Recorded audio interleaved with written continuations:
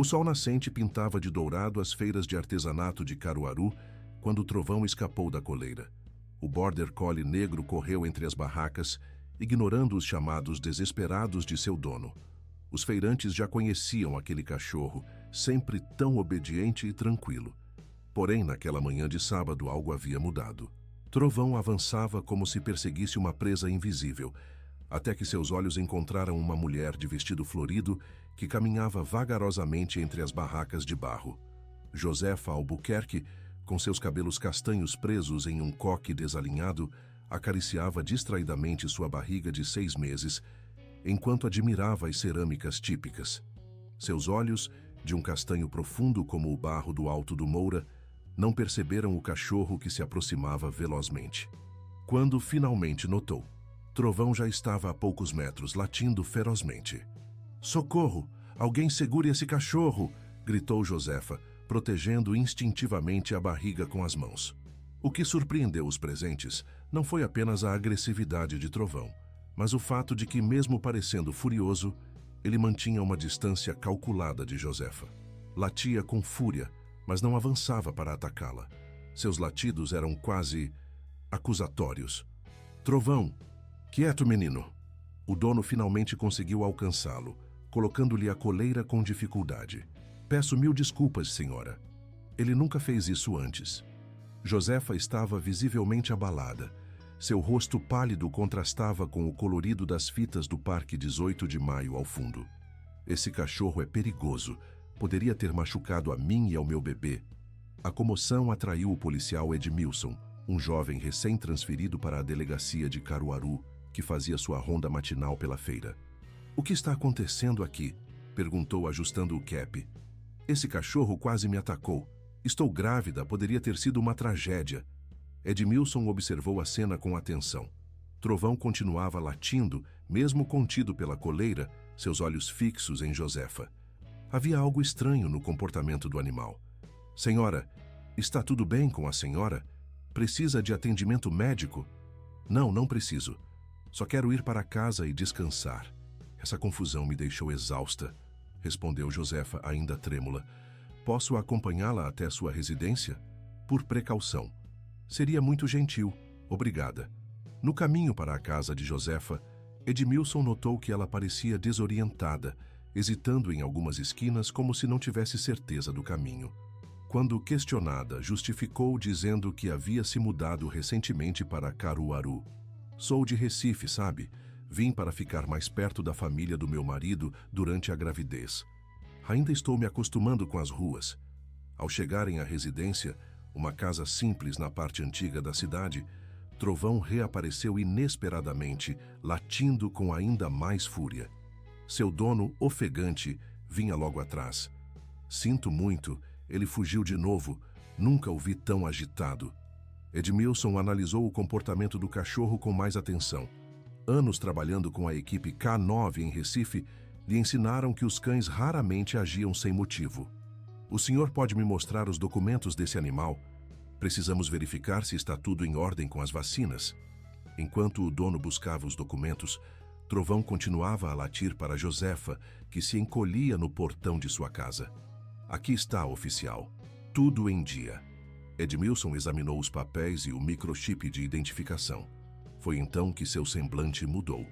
O endereço registrado no microchip era exatamente o mesmo onde estavam, a casa que Josefa afirmava ser sua. "Senhora, conhece este cachorro?" "Nunca o vi na vida." "Por que estaria mentindo sobre isso?" "É estranho porque, segundo este registro, Trovão mora nesta casa há 5 anos. O rosto de Josefa empalideceu ainda mais. "Deve haver algum engano. Comprei esta casa há apenas 2 semanas. O antigo dono não mencionou nenhum cachorro." Edmilson sentiu um calafrio percorrer sua espinha. Algo não se encaixava naquela história. Pediu os documentos pessoais de Josefa, que alegou tê-los perdido recentemente. "Perdi minha bolsa ontem com todos os meus documentos. Estava justamente pensando em ir à delegacia hoje para registrar o boletim de ocorrência. Nesse caso, vamos resolver isso agora mesmo. A senhora poderia me acompanhar até a delegacia?"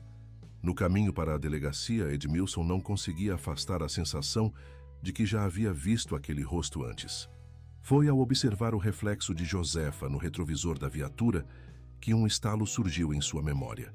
Um cartaz de pessoa desaparecida que vira em seu primeiro dia em Caruaru. O nome não era Josefa, mas a semelhança era inegável. Na delegacia, enquanto Josefa preenchia o formulário para o boletim de ocorrência, Edmilson aproveitou para verificar o sistema de pessoas desaparecidas. O que encontrou fez seu coração disparar. Severina Albuquerque, desaparecida há 3 meses, era absolutamente idêntica à mulher que se apresentava como Josefa. Mais intrigante ainda, o sistema mostrava Josefa Albuquerque, uma professora de música especializada em sanfona, também registrada como desaparecida pelo marido, Expedito Albuquerque, havia exatamente 1 semana. A foto mostrava a mesma mulher, que agora estava sentada na sala ao lado, preenchendo formulários. Edmilson levou suas descobertas à tenente Quitéria Santos, sua superior imediata. Conhecida por sua perspicácia e dedicação aos casos mais complexos de Caruaru. Há algo muito estranho acontecendo, tenente. A mulher diz ser Josefa, mas pode ser Severina. Ou talvez não seja nenhuma das duas. O mais curioso é o comportamento do cachorro, que insiste em latir para ela, como se a reconhecesse, mas não de forma amigável. Quitéria observou a mulher através do vidro da sala. Seus olhos experientes notaram detalhes que Edmilson ainda não havia percebido. O jeito como ela segurava a caneta, a postura tensa, o olhar constantemente direcionado à porta, como quem planeja uma fuga. Vamos dar continuidade a esta investigação com extrema cautela, Edmilson. Traga o dono do cachorro para um depoimento formal. Enquanto isso, mantenha nossa visitante confortável. Diga que precisamos verificar alguns detalhes antes de registrar o boletim de ocorrência. A tenente Quitéria se dirigiu a outra sala, onde fez uma ligação. Havia algo na história que a incomodava profundamente, e ela sabia exatamente quem poderia ajudá-la a desvendar aquele mistério. Enquanto isso, na sala de espera, a mulher que se apresentava como Josefa Albuquerque acariciava sua barriga com expressão preocupada. Através da janela, podia ver Trovão ainda agitado, amarrado a um poste do lado de fora da delegacia. O animal não desviava os olhos da entrada, como se montasse guarda. A tarde avançava em Caruaru, e com ela, as sombras de um mistério que se tornava cada vez mais denso. A cidade de Caruaru começava a se iluminar com as luzes do entardecer quando Expedito Albuquerque chegou à delegacia. Alto de aparência cansada e barba por fazer, carregava no olhar a angústia de quem não dormia há dias. Ao ser informado sobre a presença de uma mulher que poderia ser sua esposa, seu rosto transformou-se numa mistura de esperança e desconfiança. "Onde ela está? Preciso vê-la agora", exigiu a voz trêmula. A tenente Quitéria o conduziu a uma sala onde poderia observar a mulher através de um vidro espelhado. Do outro lado, a suposta Josefa aguardava, mexendo nervosamente nos cabelos. "É ela", confirmou Expedito, hesitante. "Mas, ao mesmo tempo, tem algo diferente.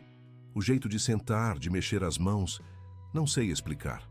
Senhor Albuquerque, sua esposa estava grávida quando desapareceu?" "Sim, de 5 meses e meio. Estávamos tão felizes." A voz de Expedito falhou. "Depois do tratamento de fertilidade, finalmente conseguimos. Era nosso sonho." Quitéria anotou a informação. E o que ela fazia antes de desaparecer? Josefa dava aulas de sanfona no conservatório local. Era conhecida por toda Caruaru. No dia que desapareceu, tinha uma apresentação com os alunos no festival da cidade. Do lado de fora da delegacia, Trovão continuava inquieto, latindo ocasionalmente na direção da entrada. Edmilson observava o animal com curiosidade crescente.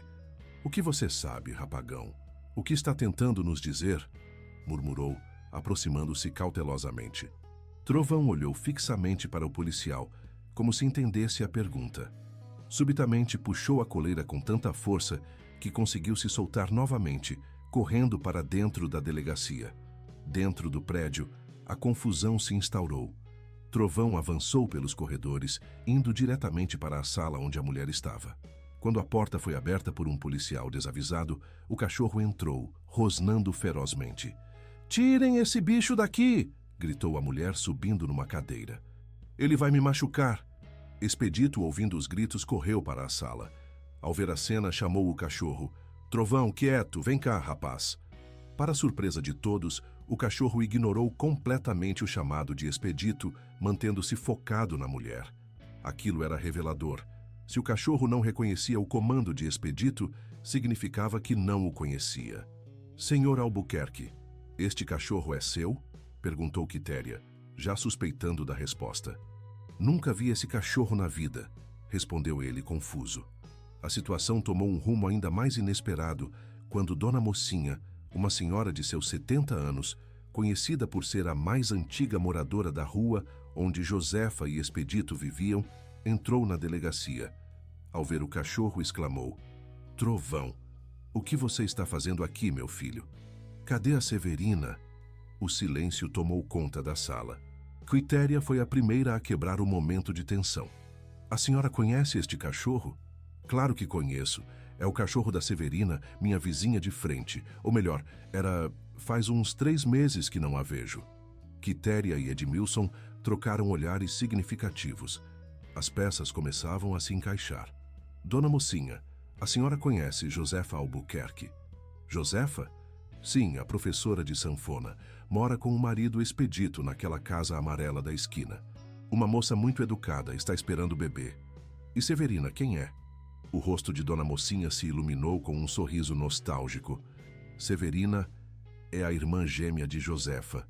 Idênticas, sabe? Só quem convive diariamente consegue diferenciá-las. Severina sempre foi mais calada, mais reservada. Morava sozinha com o Trovão na casa em frente à minha. A revelação caiu como uma bomba. A mulher que se dizia Josefa empalideceu visivelmente.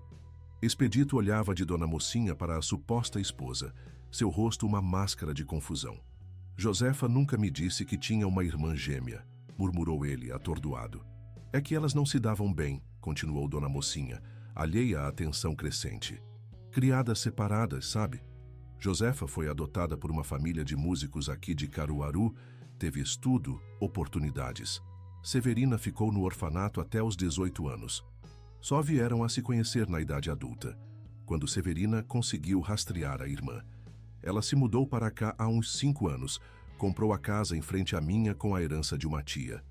Quitéria fez um gesto discreto para Edmilson, que saiu da sala rapidamente. Era hora de investigar mais a fundo. Dona Mocinha, a senhora conseguiria diferenciar as duas? A idosa ajustou os óculos e olhou atentamente para a mulher grávida, que agora tremia visivelmente. Bem, elas são realmente idênticas, mas Josefa sempre teve uma pequena cicatriz na sobrancelha direita, de quando caiu do cavalo na adolescência. Ela me contou essa história várias vezes. Todos os olhares se voltaram para a mulher. Não havia cicatriz alguma em sua sobrancelha. Expedito se aproximou lentamente, seu olhar transmitindo uma dor profunda. Você não é minha Josefa, é?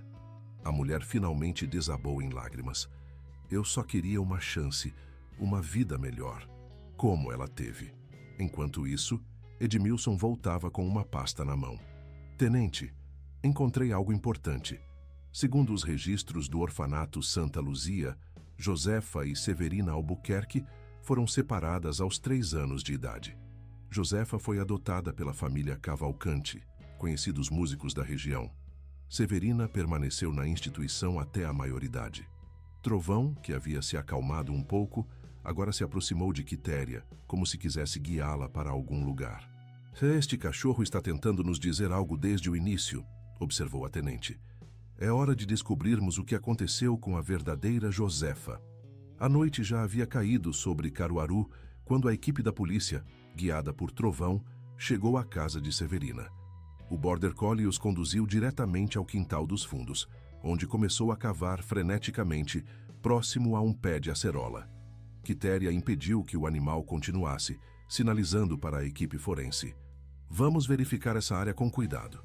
Enquanto a equipe técnica iniciava o trabalho no quintal, Edmilson e outros policiais entraram na casa. O cheiro de mofo e abandono dominava o ambiente. Na mesa da sala, um jornal datado de 3 meses atrás. Na geladeira, alimentos deteriorados. Foi no porão que encontraram a primeira evidência concreta. uma porta trancada com vários cadeados. Ao arrombá-la, depararam-se com um cômodo adaptado como cela, com uma cama, balde sanitário e algumas roupas femininas. Alguém esteve preso aqui, concluiu Edmilson, observando marcas de unhas na parede e um calendário improvisado com riscos. O rádio de Quitéria crepitou. Tenente, encontramos algo no quintal. Não é um corpo, mas parece ser uma área recentemente remexida. A descoberta do porão e as evidências no quintal eram apenas o começo do que se revelaria o caso mais complexo que Caruaru já presenciara. A madrugada já avançava quando Edmilson encontrou a primeira pista concreta sobre o paradeiro de Josefa. Escondida sob uma tábua solta no quarto de Severina, uma caixa continha documentos, cartas e, mais importante, um mapa rudimentar com uma marcação em vermelho na região da Chapada do Araripe, a cerca de 200 quilômetros de Caruaru. Tenente, precisa ver isso, chamou ele enquanto examinava as cartas. São correspondências entre Severina e um homem chamado Juvencio. Pelo conteúdo, parece que ele estava ajudando Severina em algum plano. Quitéria leu as cartas rapidamente, seu semblante endurecendo a cada linha. Eles planejavam isso há meses. Juvencio mora numa fazenda isolada na Chapada. Pelo que diz aqui, ele preparou um quarto especial para receber alguém. Na delegacia, Severina finalmente confessou. Com os olhos baixos e voz monótona, revelou como o plano havia se desenvolvido. Sempre soube que Josefa teve tudo o que deveria ter sido meu também. A família amorosa, a educação, as oportunidades. Enquanto ela aprendia piano e sanfona em escolas particulares, eu trabalhava na cozinha do orfanato para ganhar uns trocados. Quando finalmente nos reencontramos, pensei que poderíamos construir uma relação, ser irmãs de verdade. Severina fez uma pausa, suas mãos acariciando o volume falso em sua barriga, almofadas estrategicamente posicionadas para simular a gravidez. Mas nada mudou. Ela tinha a vida perfeita, o marido perfeito e agora até um bebê a caminho. O bebê que eu nunca poderia ter devido aos problemas que tive no orfanato. Quitéria manteve uma expressão neutra, deixando que Severina continuasse seu relato. Há 3 meses convidei Josefa para um chá. Coloquei soníferos na bebida dela. Quando adormeceu, liguei para Juvencio, que me ajudou a levá-la para a fazenda na Chapada. O plano era mantê-la lá até depois que o bebê nascesse. Eu assumiria a vida dela completamente. A casa, o marido, o filho. E por que o cachorro a reconheceu? Perguntou Edmilson, ainda intrigado pelo comportamento de Trovão.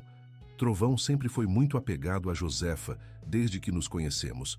Eu o deixei na casa de um amigo durante esse tempo, mas ele fugiu várias vezes. Aquele maldito cachorro sempre soube que eu não era ela.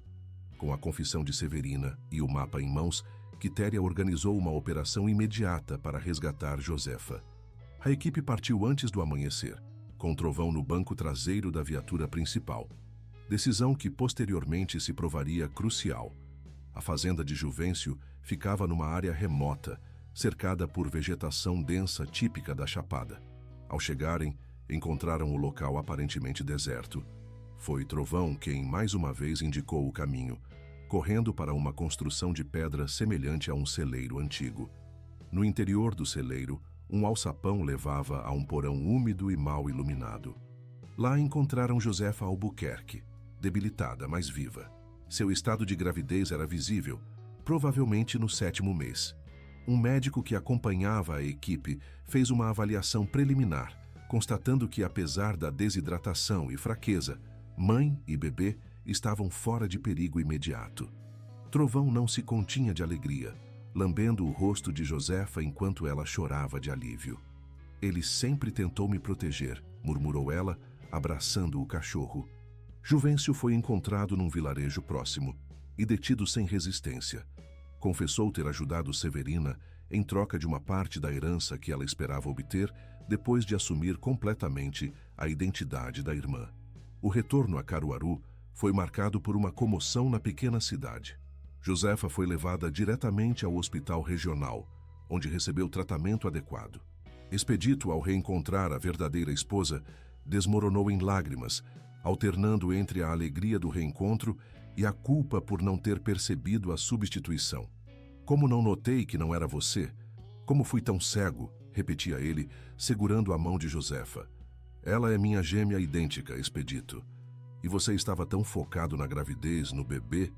Sei que não foi sua culpa. Na delegacia, Quitéria e Edmilson organizavam os detalhes finais do caso para o relatório oficial. Ainda não entendo como ela conseguiu enganar tanta gente, comentou Edmilson. O marido, os vizinhos, os alunos de Josefa. Severina planejou cada detalhe. Estudou os hábitos da irmã por anos, observando de longe. Sabia como ela falava, se vestia, até como dava aulas de sanfona. E aproveitou-se do fato de Josefa ter entrado em licença maternidade recentemente, reduzindo o contato com seus alunos. E o que acontece com Severina agora? Quitéria fechou a pasta com os documentos do caso. Ela responderá por sequestro, cárcere privado, falsidade ideológica. Mas também precisará de acompanhamento psicológico. Há uma história de abandono e rejeição que alimentou esse ódio obsessivo pela irmã. Uma semana depois, a vida em Caruaru começava a retornar ao normal. Josefa se recuperava bem, cercada por amigos e pelo marido atencioso.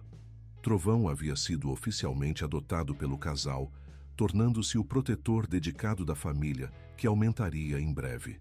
A história das irmãs Albuquerque tornou-se tema das rodas de conversa nas feiras e mercados. Como tudo em Caruaru, logo viraria letra de música, história de cordel, talvez até escultura de barro nas mãos habilidosas dos artesãos do Alto do Moura. Mas para Edmilson, aquele caso representava muito mais que uma história curiosa. Era a prova de que, por trás das aparências mais perfeitas, podem se esconder verdades perturbadoras, e que, às vezes, é preciso o olhar puro de um animal para enxergar o que os humanos, com toda a sua complexidade, não conseguem ver. A chegada da primavera em Caruaru trazia consigo o Festival de Música Regional, um dos eventos mais aguardados da cidade. O conservatório local, onde Josefa lecionava antes do sequestro, preparava uma apresentação especial. Apesar dos conselhos médicos para que descansasse, Josefa insistia em participar, mesmo que apenas como diretora. A música sempre foi minha cura, meu refúgio, explicava ela a Expedito enquanto afinava sua sanfona no quintal de casa. Ficar longe dela agora só prolongaria meu sofrimento. Expedito, ainda assombrado pela culpa de não ter identificado a troca entre as irmãs, tornou-se extremamente protetor. Raramente deixava Josefa sozinha, acompanhando-a a todos os lugares, verificando portas e janelas obsessivamente durante a noite. Você precisa relaxar um pouco, dizia Josefa, segurando suas mãos trêmulas. Estou aqui. Estamos bem. O bebê está crescendo forte, mas as sombras do trauma não se dissipavam facilmente. No silêncio da noite, Josefa ainda acordava gritando, revivendo os dias de cativeiro. Trovão, sempre alerta, pulava na cama e deitava-se ao seu lado, oferecendo o conforto silencioso de sua presença. Enquanto isso, na penitenciária feminina, Severina recebia suas primeiras visitas. Dona Mocinha, contrariando a opinião de muitos na cidade, decidiu que não abandonaria nenhuma das gêmeas. Minha filha, o que você fez não tem justificativa, dizia a idosa sentada diante de Severina na sala de visitas. Mas sei que sua história começou muito antes desse ato desesperado. Severina, com o olhar vazio de quem perdeu não apenas a liberdade, mas também as últimas ilusões, apenas escutava. Seu corpo, antes inflado pela falsa gravidez, agora parecia murcho, diminuído. A inveja é como um veneno que vai corroendo a alma aos poucos, continuou Dona Mocinha. Você olhou tanto para o que sua irmã tinha, que se esqueceu de ver o que você mesma poderia construir. E o que eu poderia construir sem família, sem oportunidades, sem nada? Rebateu Severina, finalmente quebrando o silêncio. Josefa teve tudo servido numa bandeja de prata. Dona Mocinha balançou a cabeça, tirando da bolsa um pequeno álbum de fotografias. Olhe isso. São fotos que fui juntando ao longo dos anos, desde que você se mudou para a frente da minha casa. As imagens mostravam Severina em diferentes momentos, cuidando de Trovão ainda filhote, plantando flores no jardim, ajudando na organização da festa de São João da Rua. Em todas, havia um sorriso genuíno, um brilho que agora parecia perdido para sempre. Você construiu uma vida, Severina. Tinha amigos, tinha respeito na comunidade, mas escolheu jogar tudo isso fora por causa de um sentimento que só trouxe destruição. As palavras de Dona Mocinha plantaram uma semente que demoraria a germinar, mas que eventualmente traria alguma luz à escuridão em que Severina havia mergulhado.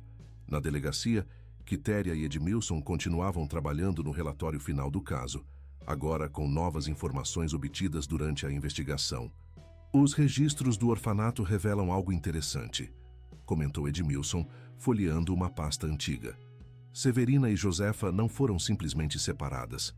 Houve um esforço deliberado para ocultarem uma da outra. Como assim? A família que adotou Josefa exigiu que nenhuma informação sobre a irmã fosse revelada. Mudaram até o sobrenome da menina, que só voltou a usar Albuquerque na idade adulta, quando descobriu a verdade. E por que fariam isso? Segundo o depoimento da assistente social da época, a família Cavalcante queria uma filha sem laços problemáticos. Consideravam que manter contato com a irmã que ficou no orfanato seria um fardo desnecessário. Quitéria deixou escapar um suspiro de indignação. Então Josefa cresceu sem saber que tinha uma irmã, e Severina cresceu sabendo que foi deliberadamente deixada para trás. Exatamente. Isso não justifica o que Severina fez, mas ajuda a entender a origem desse ressentimento tão profundo. No hospital de Caruaru, Josefa passava por mais um exame pré-natal. O médico, Dr. Aloísio, sorria enquanto mostrava as imagens do ultrassom. Seu filho está perfeitamente saudável, Dona Josefa. Um verdadeiro guerreiro, assim como a mãe. Expedito ao lado da esposa, não conseguia conter as lágrimas. Depois de tudo o que passamos, é um milagre. Quero que minha irmã saiba do nascimento, disse Josefa, surpreendendo a todos na sala. Quero que ela entenda que, apesar de tudo, ainda somos família. Dr. Aloísio e Expedito trocaram olhares preocupados. Tem certeza disso, meu amor? Depois do que ela fez? Tenho, respondeu Josefa com firmeza. O ciclo de separação e ressentimento precisa ser quebrado por alguém. Decidi que serei eu. Ao sair do hospital, o casal encontrou a tenente Quitéria, que viera trazer novidades sobre o caso. Descobrimos algo que vocês precisam saber, sobre a separação de vocês duas no orfanato. Enquanto Quitéria revelava os detalhes sobre como a família adotiva de Josefa havia deliberadamente cortado os laços entre as irmãs, uma compreensão dolorosa crescia no rosto da professora de sanfona. Então é por isso que nunca me contaram.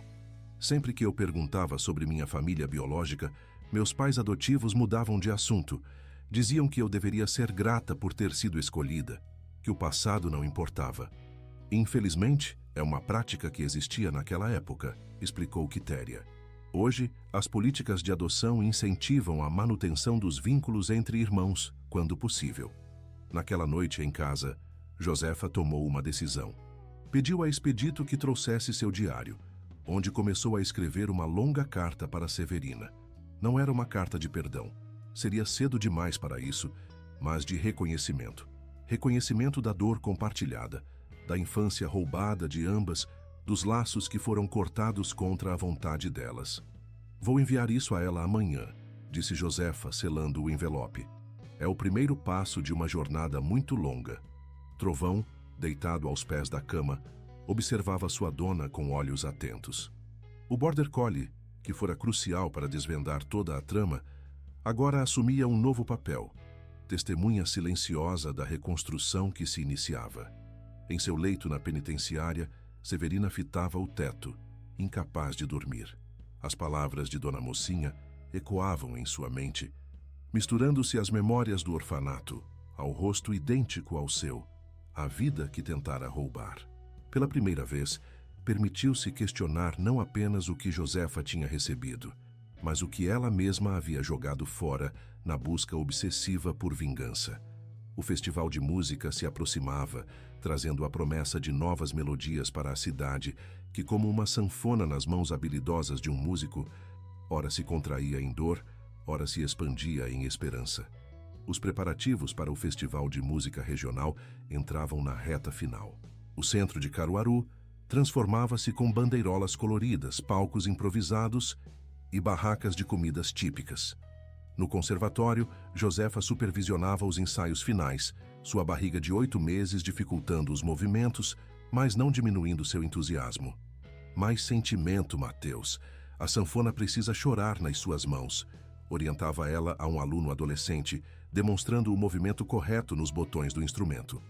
O conservatório havia preparado uma homenagem especial à sua professora mais querida. Secretamente, os alunos compuseram uma peça chamada Duas Metades, inspirada na história das irmãs Albuquerque. Josefa não sabia da surpresa que seria revelada na noite de abertura do festival. Enquanto isso, no presídio feminino, Severina recebia a carta de Josefa. Suas mãos tremiam ao abrir o envelope. Por um longo momento, apenas fitou a caligrafia tão semelhante à sua. Mais um lembrete da conexão que compartilhavam, além da aparência física. A carta era extensa, repleta de memórias que Josefa conseguira recuperar de sua primeira infância no orfanato, antes da separação. Falava dos momentos em que dormiam juntas numa pequena cama, dos pesadelos que uma acalmava na outra, da promessa infantil de nunca se separarem. "Não posso apagar o que aconteceu entre nós", escreveu Josefa nas linhas finais. "Nem posso prometer que um dia conseguirei perdoar completamente. Mas reconheço que somos duas metades de uma história que começou muito antes de termos consciência dela. Meu filho, seu sobrinho, merece conhecer toda a verdade quando crescer. Não quero que ele viva com os mesmos segredos que destruíram nossa chance de sermos irmãs de verdade." Severina dobrou a carta cuidadosamente, guardando-a sob o travesseiro. Não havia lágrimas em seus olhos. Elas haviam secado há muito tempo no orfanato, nas noites em que chamava por uma irmã que não respondia mais. Na casa de Dona Mocinha, Expedito ajudava a idosa a se preparar para o festival. Considerada patrimônio vivo de Caruaru, ela seria homenageada por suas contribuições à preservação da cultura local. "O senhor precisa ficar de olho em sua esposa, seu Expedito", aconselhava Dona Mocinha enquanto separava seu melhor vestido. "Mulher teimosa como ela, capaz de ter o bebê em pleno palco no meio de um solo de sanfona." Expedito sorriu, mas a preocupação era evidente em seu olhar. "Tentei convencê-la a ficar em casa, mas sabe como ela é. Diz que a música é a melhor medicina para ela e para o bebê.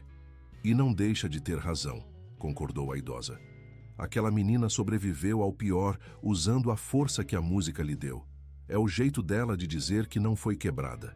Trovão, que acompanhava Expedito por toda parte desde o resgate de Josefa, latiu como se concordasse. O Border Collie havia se tornado uma celebridade local, com direito à medalha da prefeitura e convite especial para o festival.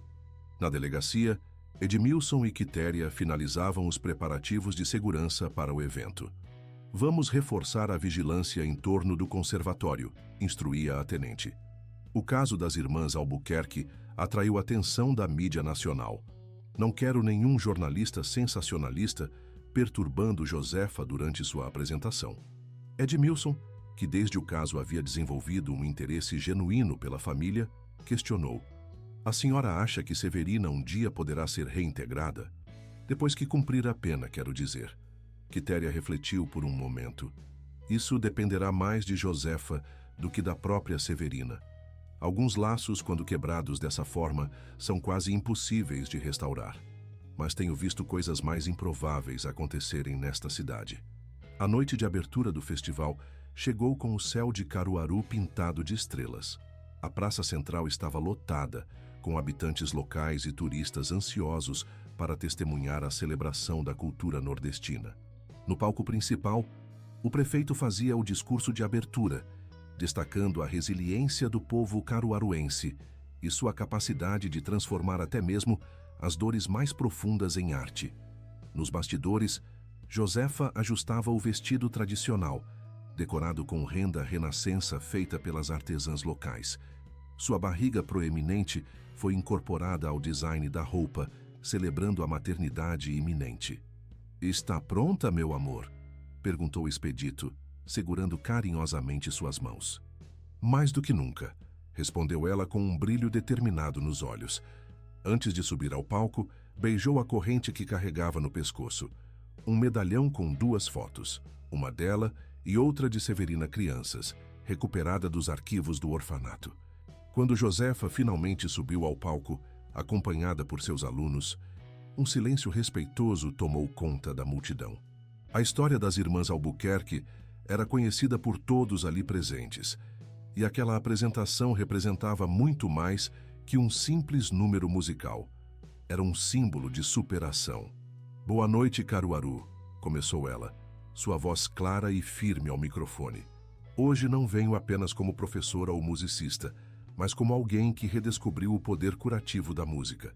O que vamos apresentar é uma composição que fala sobre raízes, sobre identidade, sobre as partes de nós que se perdem e se encontram ao longo da vida." Com um aceno para os alunos, iniciou-se a apresentação.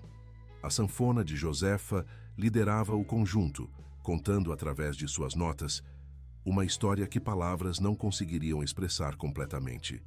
A melodia começava melancólica, evocando a separação e a solidão, mas gradualmente se transformava, incorporando elementos de esperança e renovação. Na primeira fileira, Dona Mocinha enxugava lágrimas discretas. Ao seu lado, Quitéria e Edmilson observavam com respeito. Trovão, usando uma bandana festiva, mantinha os olhos fixos em sua dona no palco, como se entendesse a importância daquele momento. Ao final da apresentação, Mateus, o jovem aluno, levantou-se com um buquê de flores do campo. "Professora Josefa, gostaríamos de apresentar algo especial que preparamos em sua homenagem." O grupo de alunos se reorganizou e começou a tocar 2 metades, a composição surpresa. As notas se entrelaçavam, ora em harmonia perfeita, ora em dissonâncias que refletiam o conflito, para finalmente encontrarem uma resolução delicada e emocionante. Josefa, visivelmente emocionada, não conteve as lágrimas. Quando a música terminou, o público irrompeu em aplausos ensurdecedores. Foi nesse momento, no auge da emoção, que Josefa sentiu a primeira contração. Seu rosto mudou de expressão, e Expedito, sempre atento, percebeu imediatamente. "O bebê", murmurou ela segurando a barriga. A notícia se espalhou rapidamente pelos bastidores e Dr. Aloísio, que estava na plateia, foi chamado às pressas. Uma ambulância já havia sido acionada, mas o trânsito festivo dificultava sua chegada. "Não entrem em pânico", orientou o médico. "Primeiras contrações geralmente levam horas. Temos tempo." Mas o filho de Josefa e Expedito parecia ter outros planos. As contrações intensificaram-se rapidamente e ficou claro que não conseguiriam chegar ao hospital a tempo. "Vamos para minha casa", sugeriu Dona Mocinha. "É aqui perto e tenho experiência com partos. Fui parteira por 20 anos antes de me aposentar." Com a ajuda de Quitéria, Edmilson e alguns alunos improvisaram uma maca e transportaram Josefa para a casa aconchegante da idosa, a apenas 2 quarteirões da praça. Trovão seguia o grupo, latindo ocasionalmente como se quisesse abrir caminho entre os curiosos. Na modesta sala de Dona Mocinha, sob o olhar vigilante do doutor. Aloísio, e com a assistência experiente da antiga parteira, Josefa deu à luz um menino saudável, de pulmões fortes, que se anunciaram com um choro vigoroso. "Olha só, Expedito", sussurrou Josefa, exausta, mas radiante. "Ele tem seus olhos." O bebê, envolto em um xale de renda que Dona Mocinha guardava para ocasiões especiais, foi colocado nos braços da mãe. Trovão aproximou-se cautelosamente, farejando o recém-chegado com curiosidade, para depois deitar-se ao pé da cama, assumindo imediatamente seu papel de protetor. "Como vão chamá-lo?", perguntou Quitéria, que permanecera para garantir a segurança da família. Josefa e Expedito trocaram um olhar cheio de significado. "Theo", respondeu Josefa. "Era o nome do nosso avô materno. O único que tentou impedir nossa separação no orfanato, segundo os documentos que vocês encontraram." O nascimento de Theo Albuquerque, em pleno festival de música regional, tornou-se instantaneamente parte do folclore de Caruaru. Contava-se que, no momento exato de seu primeiro choro, todas as sanfonas da praça principal tocaram em uníssono, como se saudassem a chegada de uma nova geração. Na penitenciária, Severina recebeu a notícia, através de Dona Mocinha, que fez questão de visitá-la no dia seguinte. Você tem um sobrinho, menina. Um menino forte e lindo. Pela primeira vez desde sua prisão, algo semelhante a um sorriso genuíno despontou no rosto de Severina. De sua pequena caixa de pertences, retirou um embrulho de papel. Quando eu era pequena, no orfanato, fiz isso em uma aula de trabalhos manuais. Sempre guardei, sem saber bem porquê. Acho que agora entendo. Era uma pequena sanfona de papel delicadamente dobrada e pintada à mão. Um trabalho infantil, mas feito com evidente cuidado e carinho. Poderia dar isso ao Theo? Diga a ele que é de sua tia. Dona Mocinha pegou o pequeno presente com reverência. Darei sim. E tenho certeza que um dia ele vai querer conhecer a história toda. A verdadeira história, com todas as suas luzes e sombras. No quarto improvisado na casa de Dona Mocinha, que se tornara temporariamente um berçário, Josefa repousava com o filho nos braços, enquanto Expedito dormia numa cadeira ao lado. Trovão mantinha guarda na porta, atento a qualquer movimento. A vida em Caruaru seguia seu curso, como o rio Ipojuca que corta a cidade. Às vezes turbulento, às vezes sereno, mas sempre seguindo em frente, carregando histórias que se transformam em canções, em poemas de cordel, em esculturas de barro e, inevitavelmente, em lendas que seriam contadas por gerações. Os primeiros raios de sol da manhã de domingo banhavam o casario colorido de Caruaru, enquanto o festival entrava em seu terceiro dia. Nas ruas, o cheiro de tapioca e café fresco misturava-se aos acordes de violeiros madrugadores, criando a trilha sonora característica da capital do forró. Na casa de Dona Mocinha, transformada em quartel-general improvisado para a família Albuquerque, Josefa amamentava o pequeno Theo enquanto observava o movimento da rua pela janela. Seu rosto, ainda marcado pelo cansaço do parto recente, irradiava uma serenidade que há muito não experimentava. Parece que a cidade inteira quer conhecer o bebê do festival, comentou Expedito, retornando da padaria com pães frescos e um jornal local. Tive que dar entrevista para 3 repórteres só para comprar o café da manhã. A primeira página do jornal exibia uma foto de Josefa no palco, momentos antes das contrações começarem, com a manchete: Milagre em Caruaru. Professora dá à luz após emocionante apresentação. Eles transformaram nossa história em um conto de fadas, disse Josefa, folheando o jornal com uma mão, enquanto a outra segurava firmemente o bebê. Nem mencionam Severina. Talvez seja melhor assim por enquanto, ponderou Expedito, ainda desconfortável com qualquer menção à cunhada. Theo não precisa crescer sob a sombra dessa história. Josefa balançou a cabeça, discordando silenciosamente. Desde o resgate, havia tomado uma decisão firme de não perpetuar os segredos que marcaram sua própria infância. Ele saberá a verdade quando for o momento certo. Toda a verdade, sem versões maquiadas, é o único jeito de quebrar este ciclo. Trovão, que descansava aos pés da cama, levantou-se subitamente, orelhas em alerta. Segundos depois, ouviram batidas na porta. Era Edmilson, com notícias importantes. Bom dia, desculpem o horário, disse o jovem policial, visivelmente sem jeito, por interromper o momento familiar. A tenente Quitéria pediu que viesse pessoalmente informá-los. Encontramos Juvencio, o cúmplice de Severina, que havia escapado durante a operação de resgate na Chapada do Araripe.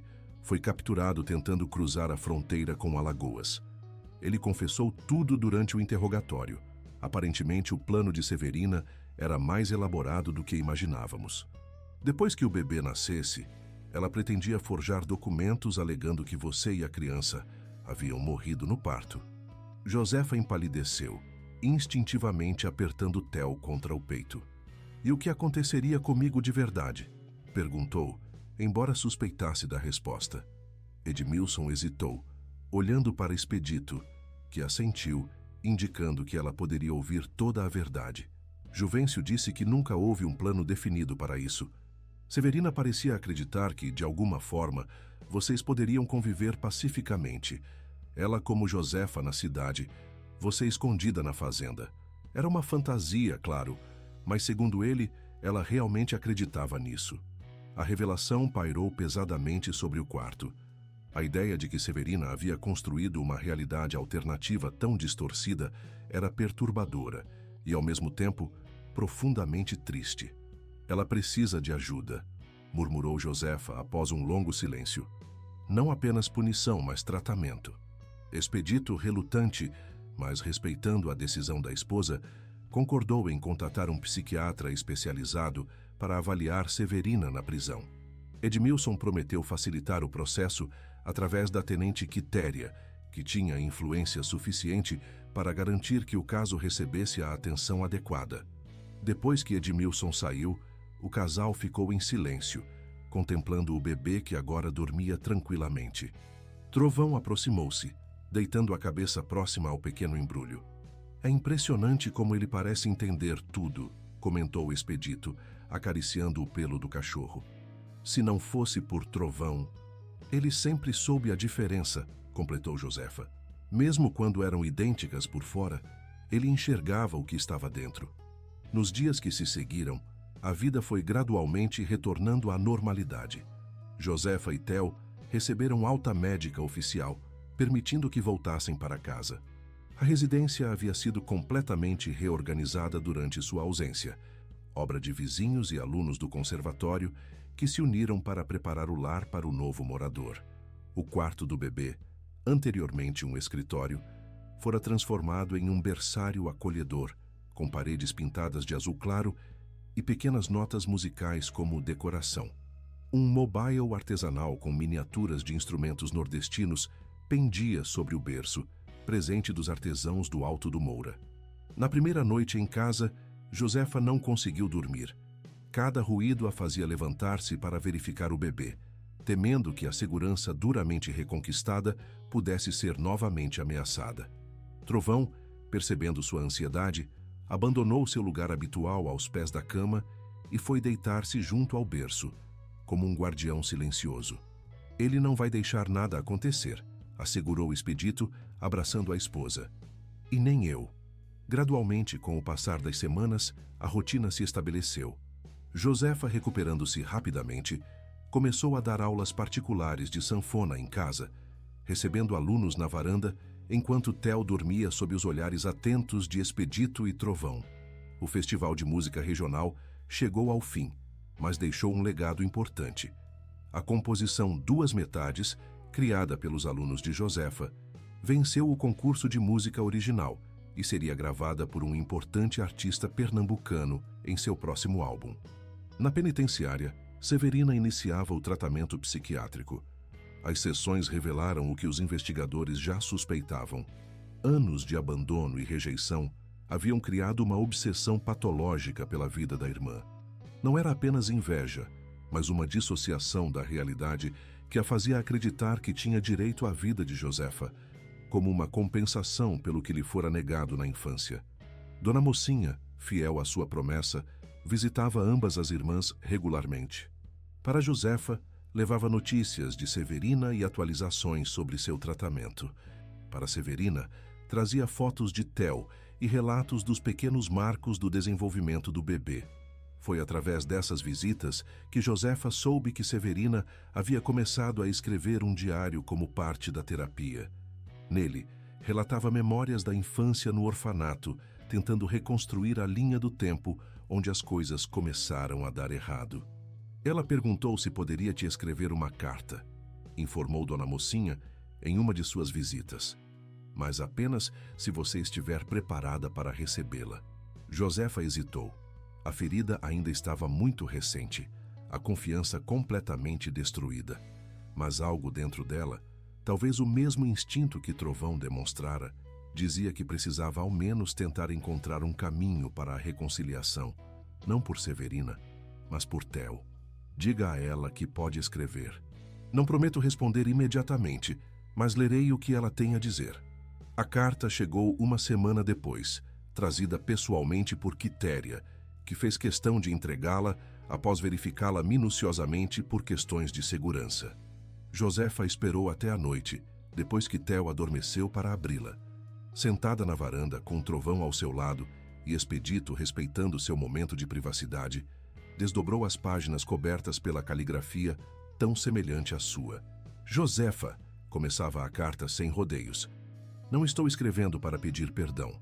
Sei que algumas ações são imperdoáveis e o que fiz com você se encaixa nessa categoria. Escrevo porque pela primeira vez na vida estou vendo com clareza o monstro que me tornei.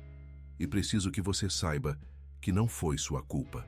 As páginas seguintes continham uma confissão dolorosa sobre como o ressentimento havia se transformado em ódio e o ódio em obsessão. Severina descrevia o momento exato em que decidiu tomar para si a vida da irmã. Foi ao ver Josefa anunciar a gravidez nas redes sociais, exultante de felicidade. Naquele instante, concluí que você tinha absolutamente tudo, enquanto eu não tinha nada.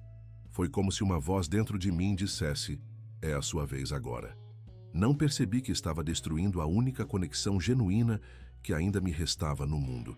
A carta terminava com um pedido inesperado. Não deixe que Theo cresça sem saber que tem uma tia. Quando ele for velho o suficiente para entender, conte minha história como um alerta, não como um segredo. Deixe que ele aprenda com meus erros, para nunca repeti-los.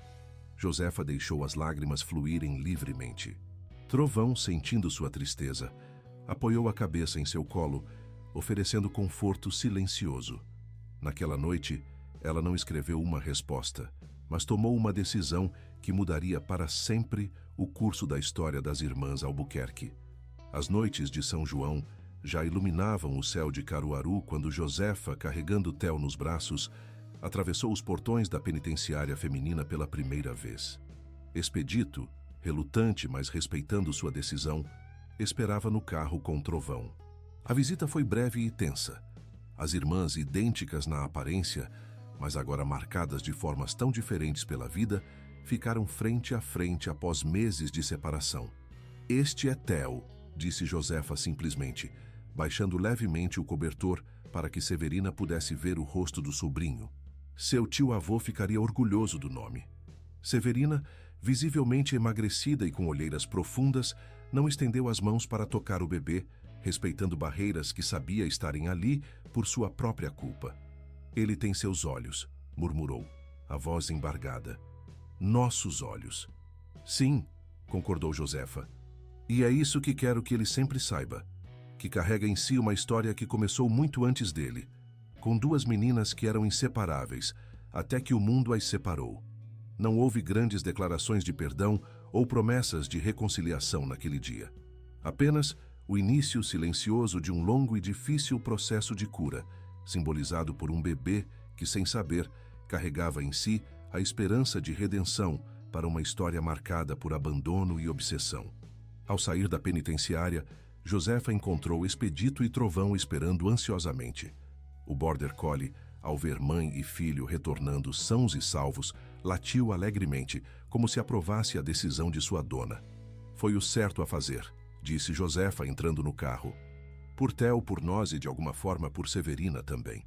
Enquanto o carro se afastava, deixando para trás os muros cinzentos da penitenciária, o sol começava a se pôr sobre Caruaru, pintando o céu com tons de laranja e vermelho que lembravam as chamas das fogueiras de São João.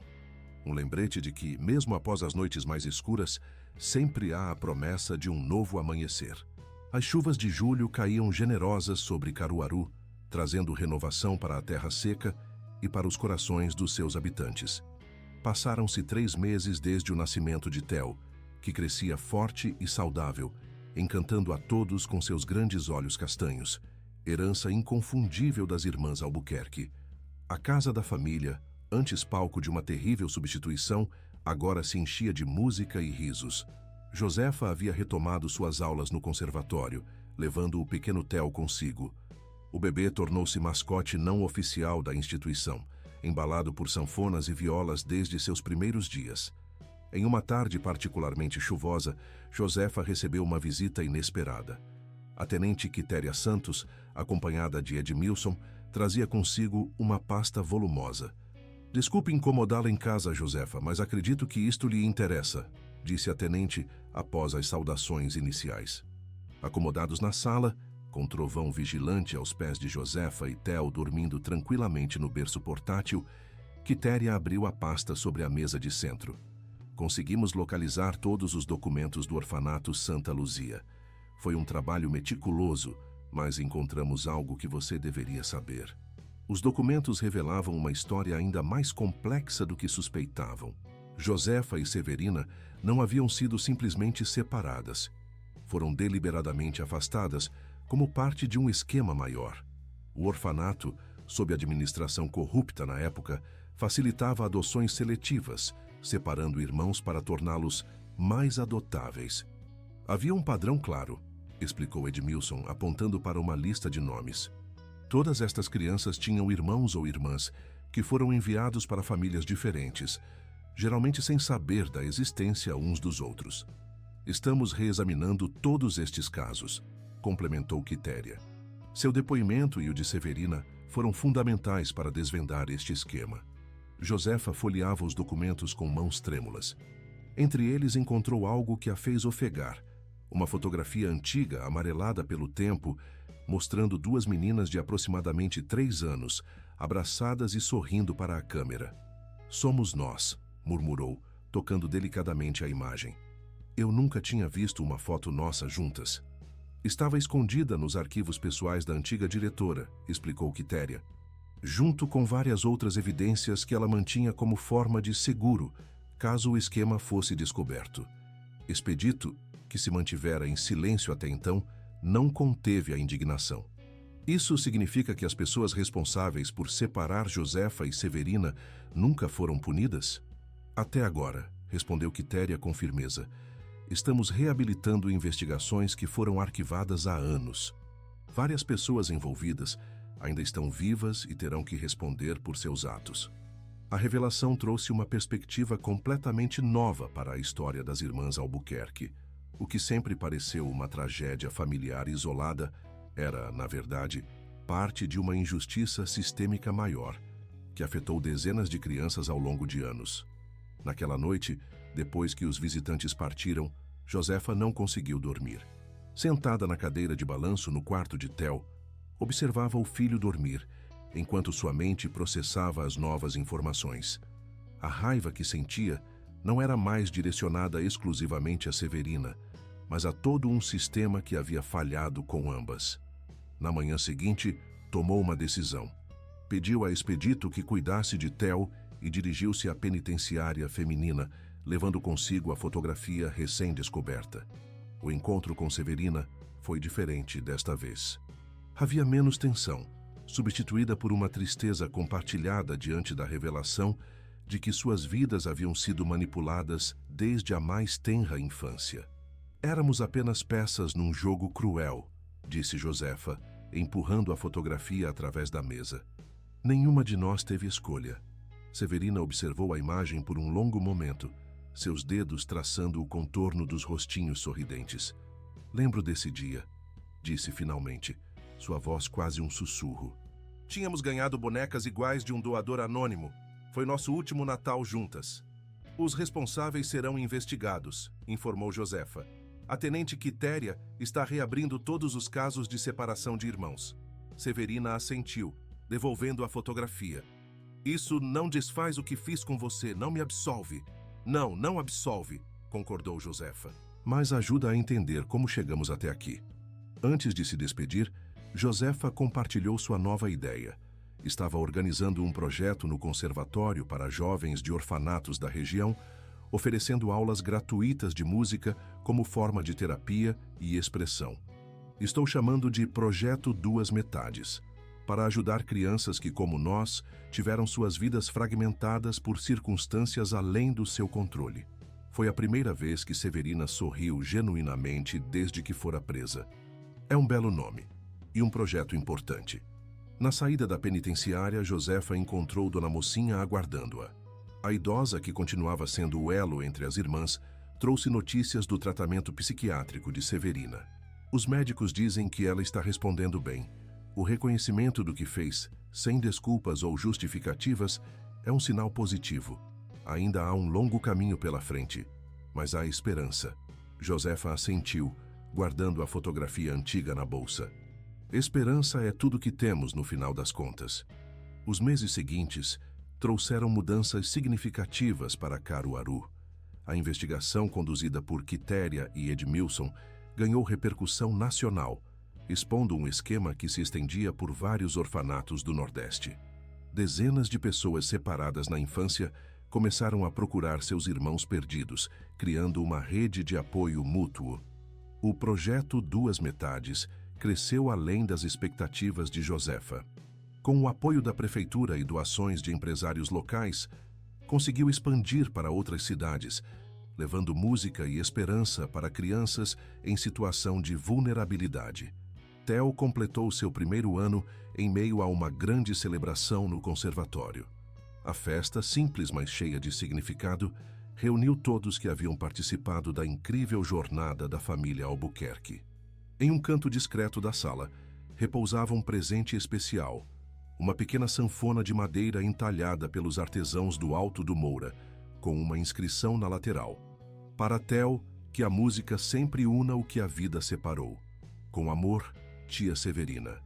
O presente chegara através de Dona Mocinha, junto com uma carta que Josefa guardou para entregar ao filho quando fosse mais velho. Não era uma história fácil de contar, mas era sua história. A história de duas metades que, apesar de separadas por circunstâncias trágicas, ainda guardavam a memória de terem sido um dia uma só. Trovão, agora oficialmente herói de Caruaru, com direito à medalha da cidade, continuava sendo o guardião fiel da família. Seus latidos, que um dia alertaram para uma perigosa substituição, agora eram apenas manifestações de alegria quando reconhecia os passos de Josefa retornando das aulas, ou quando Theo começava a engatinhar em sua direção. Na noite do aniversário de Theo, quando todos os convidados já haviam partido e a casa finalmente silenciou, Josefa sentou-se na varanda com o filho adormecido nos braços. Expedito juntou-se a ela, trazendo 2 xícaras de café. Trovão acomodou-se aos seus pés, como sempre. "No que está pensando?" perguntou Expedito, notando o olhar distante da esposa. "Em como a vida dá voltas", respondeu ela, ajustando Theo em seus braços. "Há 1 ano, estávamos vivendo nosso pior pesadelo. Hoje, de alguma forma estranha, estamos mais fortes. Não apenas nós como família, mas toda uma comunidade que se uniu a partir da nossa história." Expedito assentiu, compreendendo o que ela queria dizer. O caso das irmãs Albuquerque, como ficou conhecido, havia desencadeado uma série de mudanças positivas na legislação de adoção e nos protocolos dos orfanatos de toda a região. "Acha que um dia Severina poderá fazer realmente parte da vida de Theo?" perguntou ele, ainda hesitante sobre o assunto. Josefa refletiu por um momento, observando as estrelas que pontilhavam o céu de Caruaru. "Não sei. Isso dependerá de muitos fatores, do progresso dela, do que sentiremos quando chegar o momento. Mas uma coisa é certa: ele crescerá sabendo toda a história, sem segredos ou meias-verdades." O vento suave da noite nordestina trazia o cheiro de terra molhada e o som distante de sanfonas. A essência de uma cidade que, como suas personagens, aprendera a transformar dor em arte, tragédia em força renovada. Trovão levantou a cabeça subitamente, orelhas em alerta, para depois relaxar novamente. Talvez tivesse ouvido um barulho qualquer, ou talvez, em sua sensibilidade canina, percebesse que a história de sua família, tão marcada por separações e reencontros, estava longe de terminar. Mas esta era uma história para outro dia, outro capítulo. Por enquanto, bastava a tranquilidade daquele momento. Uma mulher, um homem, uma criança e um cachorro, unidos pelo destino e pela escolha consciente de seguir em frente, reconstruindo juntos o que havia sido despedaçado pelo tempo e pelas circunstâncias. Nas ruas de Caruaru, as luzes começavam a se apagar, mas a música, essa nunca silenciava completamente.